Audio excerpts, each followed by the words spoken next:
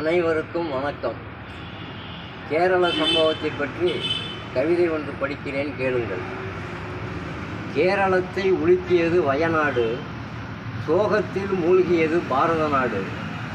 நிலநடுக்கம் கொடுத்தது பல கேடு, மக்கள் மனதிலே துன்பத்தின் கோடு.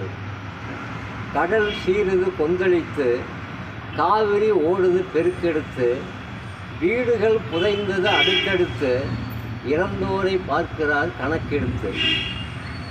சோழர்களின் தலைநகரம் தஞ்சை, வயநாடு கலங்கடித்தது நெஞ்சை.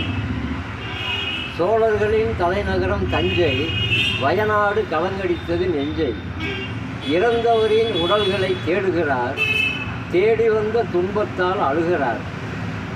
உடைமைகள் அனைத்துமே விரயம், இது பல பேர் உதவுகின்ற சமயம். உடல் வேறு தலை வேறாய் இருக்குது, கையொடிந்து காலொடிந்து கிடக்குது. இறைவனின் மனமோ கல்லு, இயற்கையின் குணமோ முள்ளு. விவசாயி நடுகிறான் பயிர், இங்கே பறிபோனது பல பேரின் உயிர். துன்பங்கள் வந்தது கைகோர்த்து, உலகம் கலங்குது இதை பார்த்து. கேரள முதல்வருக்கு கலக்கம், மக்கள் மனதிலே நடுக்கம்.